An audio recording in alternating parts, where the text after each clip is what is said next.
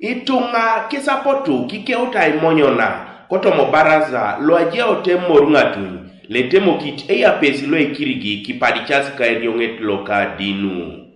The community development officer told us in his office that there are only 5 certificates brought from the other office, and he took those certificates, some of those certificates, to a certain photocopying machine there in the training center, and people were told to go and pick those certificates from there at the rate of 10,000 shillings. Essentially speaking, the certificate of registration was being taken to the photocopier, and we were told by the CDO to go and get it from there, and we were charging 10,000 shillings. First of all, the certificates were not picked from the sub-county.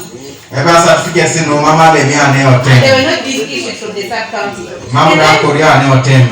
And I'm not aware that the CDO had done that. Apparently, he was not doing it with my knowledge. Lilian Eyal, Aradisia Muria, Ngesabalebe, Kotomai tutorial na jenges datoma, aponikolimo kin officers, mama ija isirigin kanuka certificates. Personally, I attended the training of sub-county level, where the commercial officer told them clearly that the bylaws are coming from the ministry, the certificates are coming from the ministry, and therefore no money should be picked on that. I personally endeavored and told them that nobody should pick even a coin from the community of a parish development model. Abalebe, officer angol, ngesepuni aterikin kaekisil araikisisha unkodocho ebe iswamata ngesi ngun.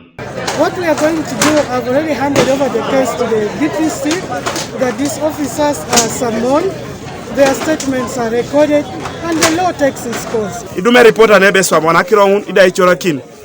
Lo elimuta Eswaman akirong nani boli binyaka ni sirigini oso dingesa le marawai. Ilimokubo se kaura be aitori an Eswaman of kisla narai. Je jauni sirigini lo mekisle bala era ngini bone baka corruption. Na mame rai bore nikonai ene jokuna. This has just cropped up here. Nobody had ever reported it. Ataka nutono mamele video toa nene limuto na kirono. And we are hearing it as an ambush also to ourselves.